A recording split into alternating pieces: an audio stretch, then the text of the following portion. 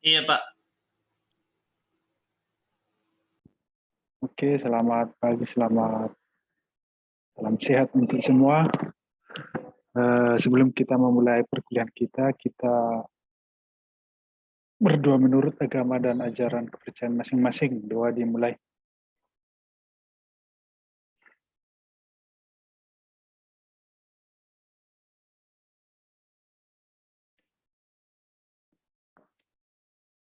Oke, doa selesai. Oke, kita lanjut perkuliahan kita tentang desain dan analisis. Pada minggu lalu kita sudah membahas siklus hidup sistem ya. Kita sudah tahu siklus sistemnya ada planning, ada organizing, ada penerapan. Sekarang kita membahas tentang metodologi pengembangannya. Bagaimana cara mengembangkan sebuah sistem, bagaimana cara mengaplikasikannya. Langsung kita mulai ya.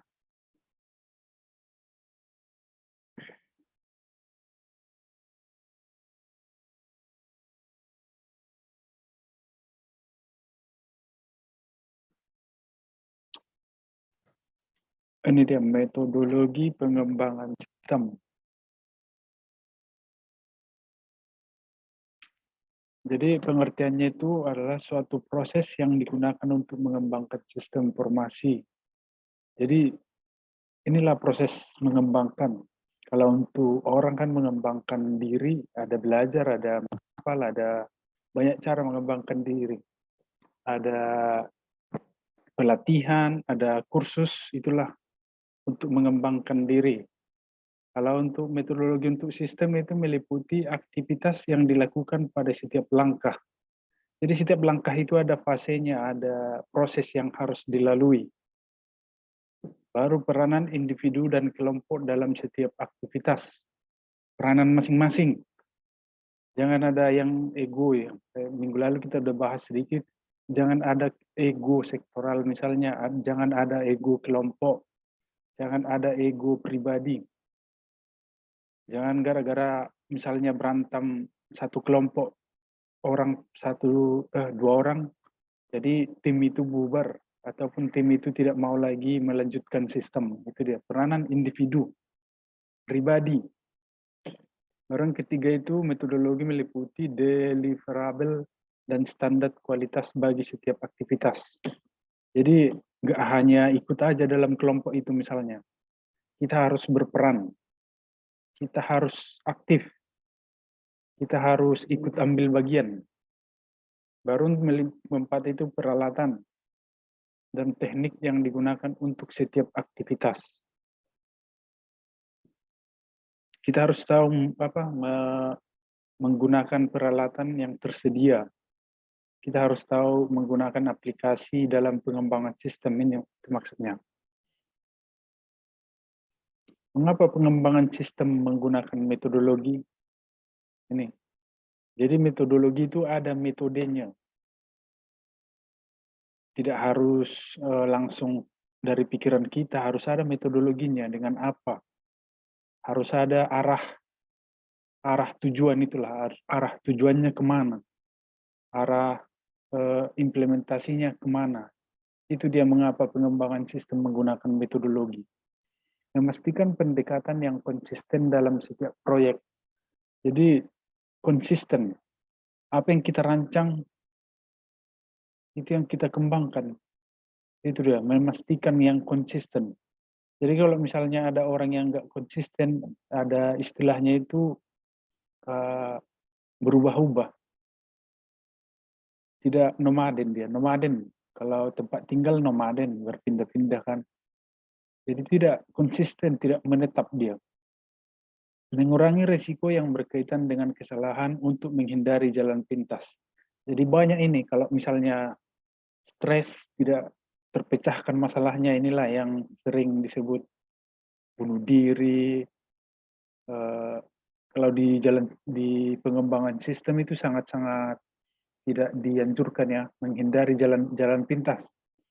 Misalnya kita udah stuck atau error, kita untuk istirahat atau refreshing beberapa menit supaya sistem kita berjalan lagi dengan baik. Menghasilkan dokumentasi yang konsisten untuk lengkap untuk setiap proyek. Jadi setiap proyek itu harus ada dokumentasinya, harus ada documentary untuk reminder, mengingatkan kembali lagi nanti bukti-bukti ataupun hal-hal yang berkaitan setiap proyek yang kita jalankan. Jadi ada bukti otentik, ada bukti nyatanya, ada bukti realnya bahwa kita menggunakan sistem yang kita desain, sistem yang kita kembangkan. Itu dia untuk mengapa pengembangan sistem perlu ya. Untuk prinsipnya, prinsip pengembangan sistem itu melibatkan pengguna dengan sistem atau get the owners and user involved. Sangat penting dalam kesuksesan pengembangan sistem untuk melibatkan pengguna dan pemilik sistem. Jadi harus kolaborasi antara pemilik dan pembuat supaya user ini bisa memakai dengan baik, menerapkan ataupun menghasilkan secara maksimal untuk user ataupun klien. Barang kedua, pengembangan sistem gunakan pendekatan masalah, penyelesaian masalah. Jadi setiap pengembangan sistem gunakan penyelesaian masalah dengan metode tadi, metodologinya. Kita menyelesaikan masalah itu harus ada metodologinya. Jangan asal dibuat-buat, harus ada alurnya, harus ada urutannya.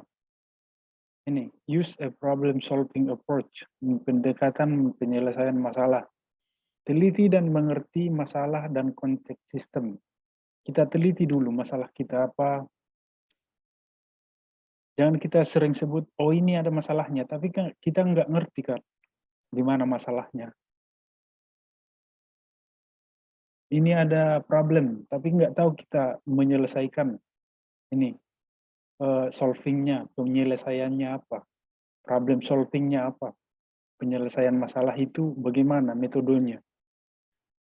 Itu dia, teliti dan mengerti masalah. Jangan kayak cewek ya kan, belum tahu masalahnya, si Rafindra misalnya jalan sama cewek lain, ceweknya yang satu lagi udah marah-marah. Jadi teliti dulu masalahnya apa, sama siapa dia kan, mana tahu itu saudaranya, ini apanya, saudara sepupunya. Itu dia, teliti dan mengerti dulu masalahnya. Jangan langsung minta ini, minta putus, minta apa ya kan Rafin. Harus cari dulu masalahnya, Priscilla. Jangan langsung cemburu, itu bukan siapa-siapanya. Itu dia, teliti dan mengerti problem. Jadi nanti setelah tahu masalahnya, baru adalah penyelesaiannya, problem solving approach. Baru tentukan kebutuhan setiap penyelesaian masalah. Apa yang dibutuhkan untuk menyelesaikan masalah? Perlu jalan bareng lagi kan, makan di luar. Kalau di sistem itu, perlu nggak hardware-nya, perlu nggak software lagi, perlu nggak SDM lagi yang lebih pintar misalnya menyelesaikannya, nggak masalah. Lalu ini, ketahui alternatif pemecahannya, dan coba pilih yang terbaik. Pilihlah yang terbaik. Kalau misalnya ya mau N. Kalau di sistem, kalau mau tidak digembangkan, bagus. Kalau dilanjutkan, oke. Itu dia. Kemudian desain dan implementasikan penyelesaian masalah tersebut. Dan terakhir itu meneliti nilai atau kesan penyelesaian masalah tersebut dan coba untuk memperbaikinya. Jadi sistem itu harus sangat teliti. Harus kita cari alurnya. Tidak boleh dilompat-lompat. Harus kita buat alternatif. Alternatif itu jalan pintas ataupun pilihan kedua. Pilihan ketiga harus ada. Nggak bisa metode ini dengan metode ini. Nggak bisa dengan metode ini lebih cepat, ganti lagi metode yang lain. Dengan metode algoritma yang lain. Jadi dia tidak harus kita terfokus ke dalam satu metode. Kita harus berpikir, menganalisis metode-metode yang lain yang bisa lebih bagus, lebih baik diterapkan di dalam pengembangan sistem. Baru yang berikutnya itu tentukan fase aktivitas, stability, space, and activity. Secara umum terdapat 5 fase dasar dalam pengembangan sistem. Inilah pengembangan kemarin ya. Tinjauannya, analisis, desainnya, implementasi, penunjang. Itulah aktivitas 5 dasar dalam pengembangannya. Mengembangkan, berarti itu mengembangkan itu sistem yang sudah ada yang perlu dikembangkan. Inilah fasenya. Ada 5, tinjau dulu sistemnya. Analisis dulu apa yang mau dikembangkan. Desain sistemnya.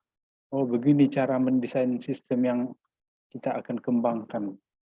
Ini desainnya supaya customer kita misalnya makin menarik melihat sistem kita. Ini desainnya supaya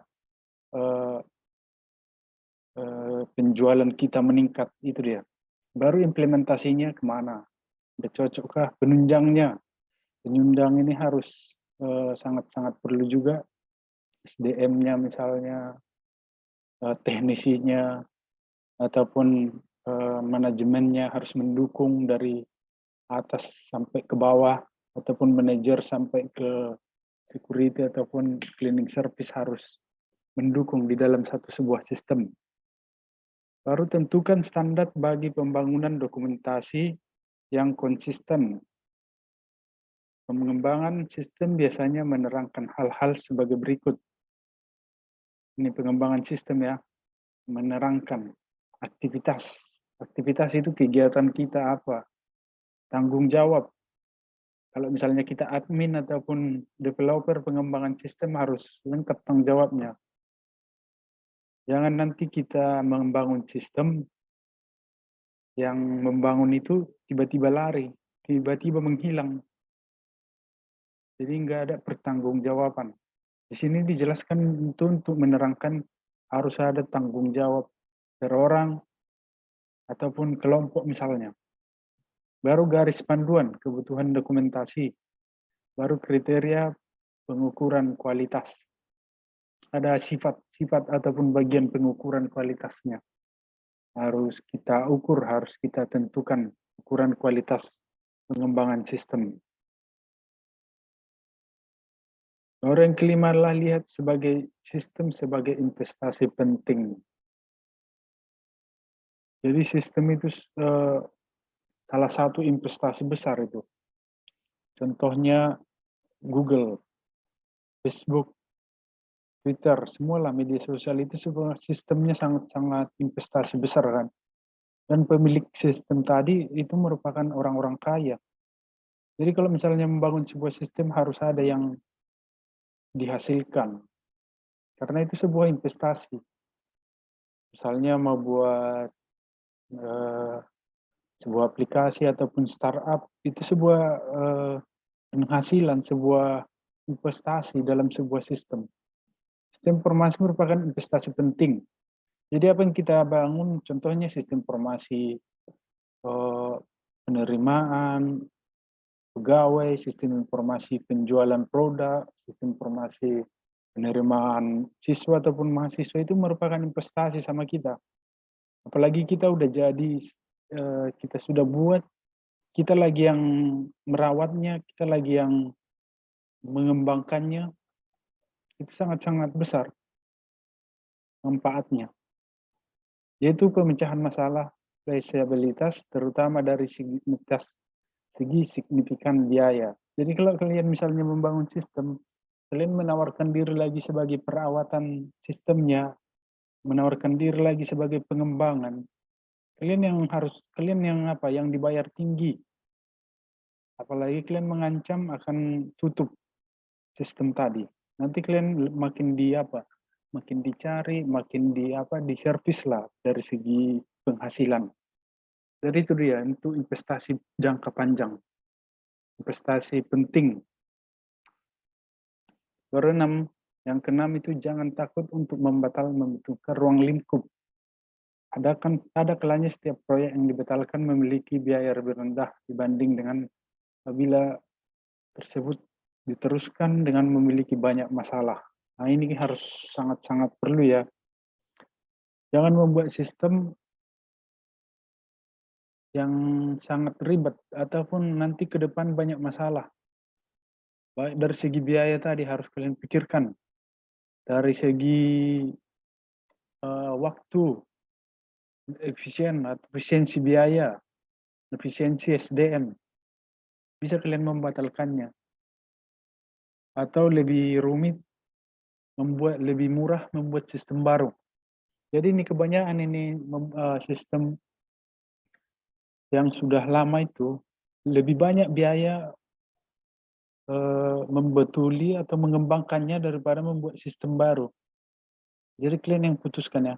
Kalau misalnya suatu sistem kalian lihat sudah agak jadul, agak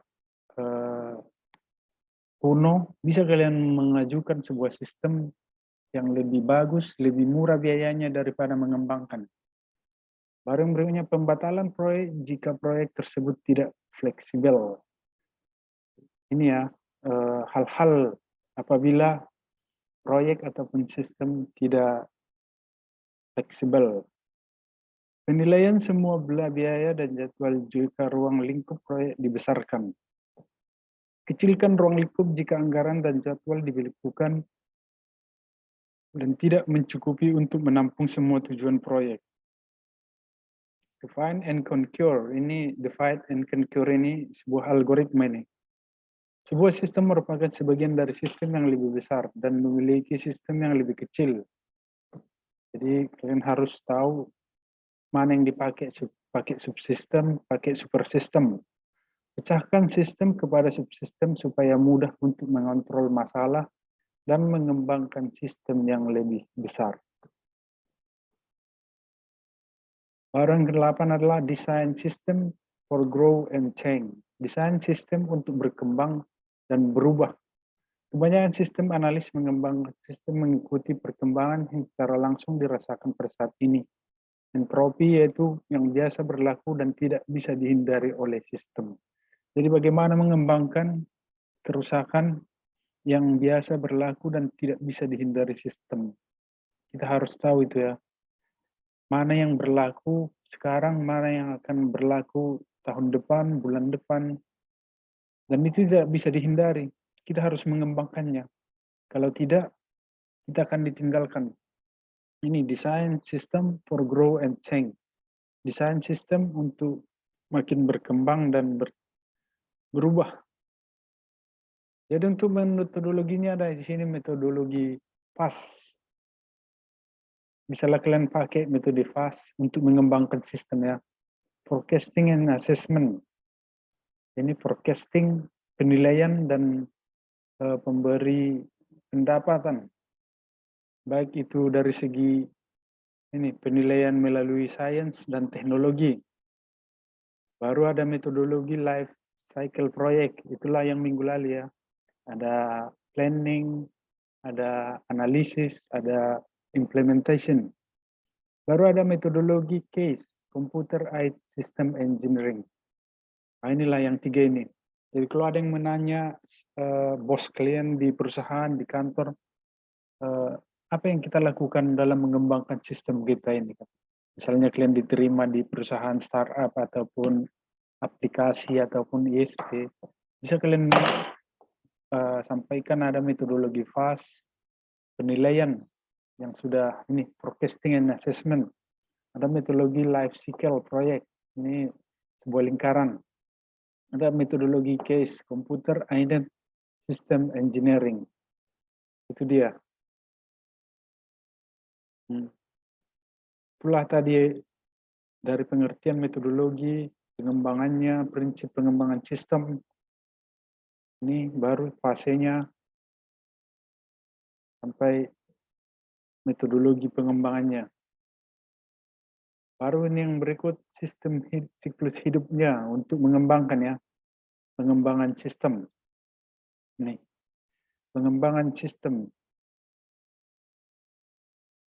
Sistem itu banyak, ada sistem informasi, ada sistem aplikasi, sistem Tapi di sini siklus hidup sistem informasi yang kita bahas. Ada perencanaan, inilah perencanaan. Baru yang terakhir tahap evaluasi. Ada analisa, desain, pemeliharaan, pembuatan, implementasi. Baru setelah jadi sebuah sistem adalah evaluasi ataupun komen-komen ataupun bintang sebuah rating dari user ataupun klien. Inilah evaluasi. Manajemen dan user, ini ada konsultan elektronik data processor departemen dan manajemen user. Inilah siklus pengembangan sistem. Baru tahap perencanaan, sudah kita bahas sebenarnya minggu lalu, tapi ada di sini perluasannya. Pengembangan sistem informasi mengidentifikasi dan memprioritaskan apa yang dikembangkan. Jadi, rencanakan dulu apa yang kalian kembangkan. Planningkan dulu. Rancang dulu tahap apa yang mau dibangun. Tahap kegiatan perencanaan, usulan perubahan sistem. Usulannya apa? Ini harus dikembangkan, di bagian ini harus dinaikkan apanya, kuotanya misalnya. Ini berisi tentang adanya permasalahan yang dihadapi sistem lama. Kalau misalnya sistem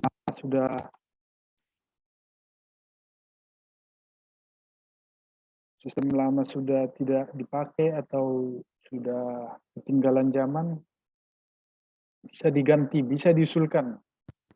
Pak, ini sistem kita perlu diganti misalnya. Jadi ini tahap perencanaannya, ada keputusan manajemen. Jadi kalau sudah kita usulkan, nanti yang memutuskan dari pihak manajemen ataupun pengelola. Tahap kegiatannya ada kerangka acuan kerja. Jadi buat dulu kerangkanya, buat dulu alur ceritanya, baru anggarkan dananya. Nih.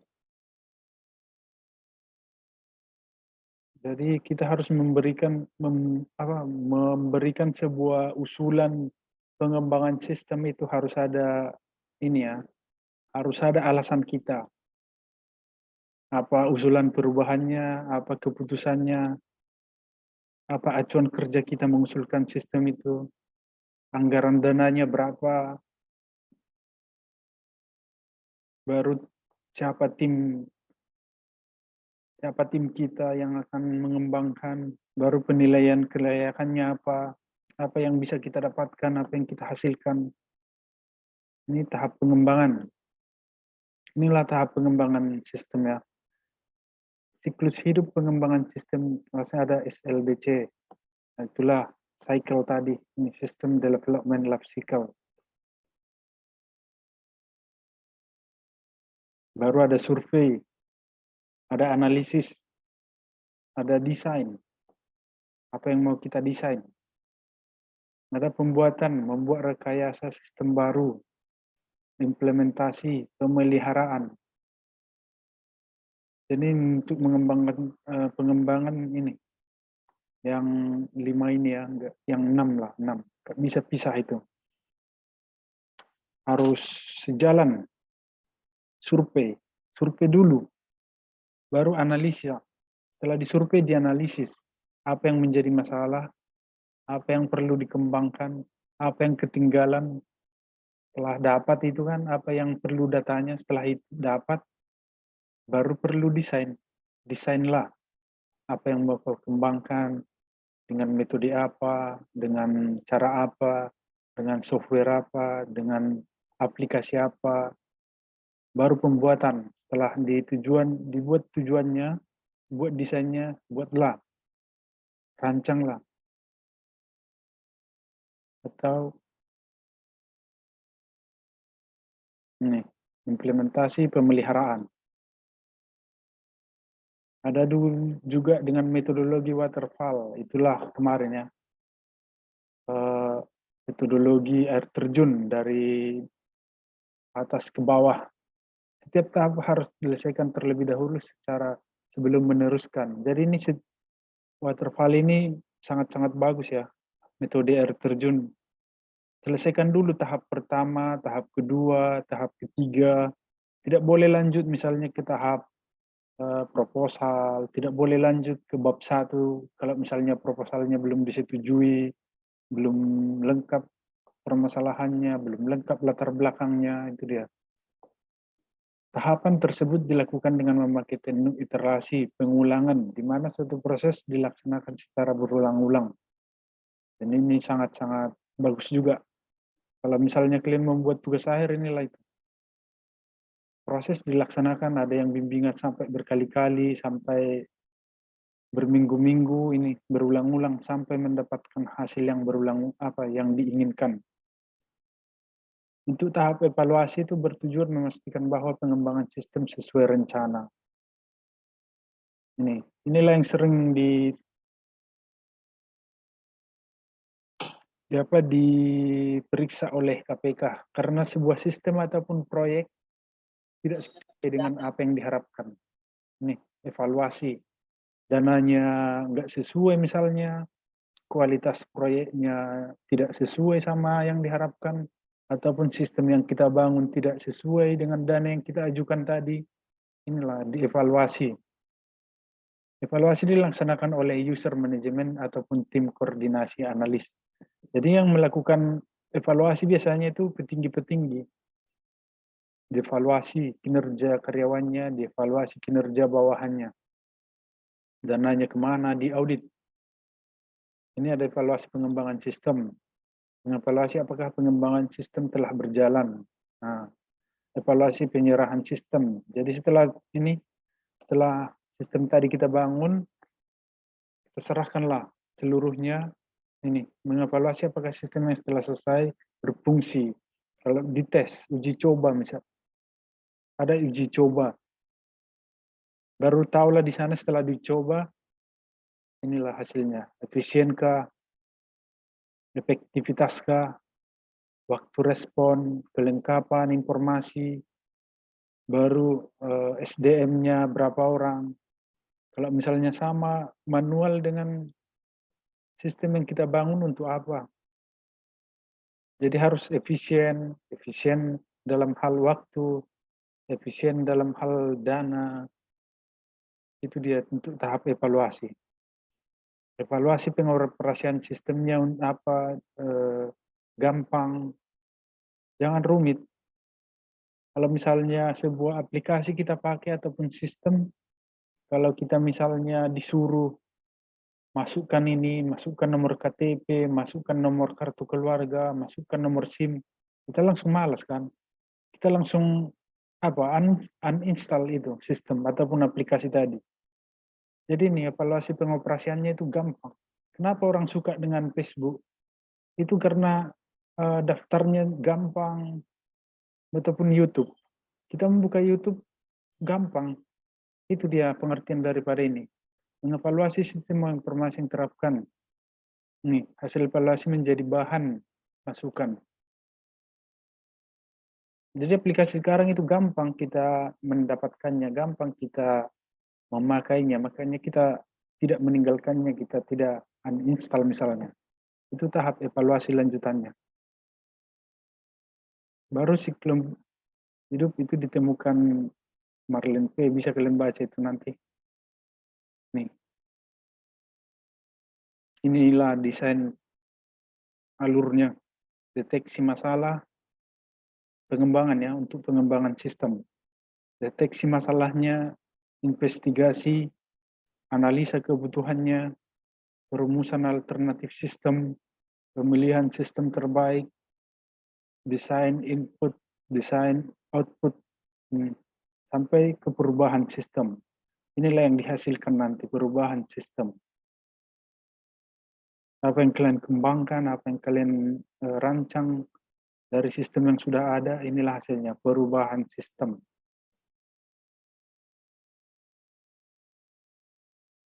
Baru di tahap analisis sistem terdiri dari deteksi masalah, investigasi awal, ini ya penjelasan dari ini.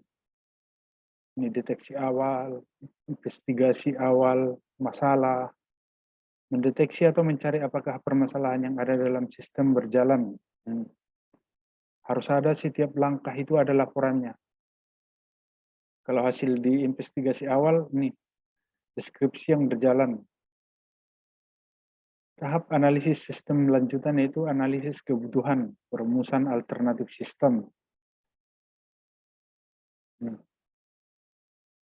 Lalu yang berikutnya pemilihan sistem terbaik. Setelah kita pilih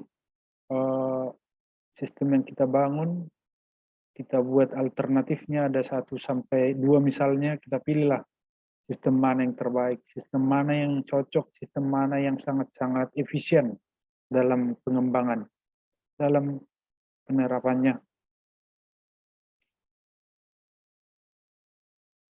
Baru yang berikut desain outputnya, apa output keluaran, hasil akhir, itulah output.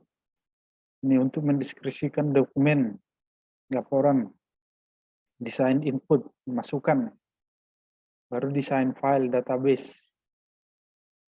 Untuk mendeskripsikan file-file dalam sebuah sistem. Hasilnya itu dokumen berupa file. Tahap implementasi.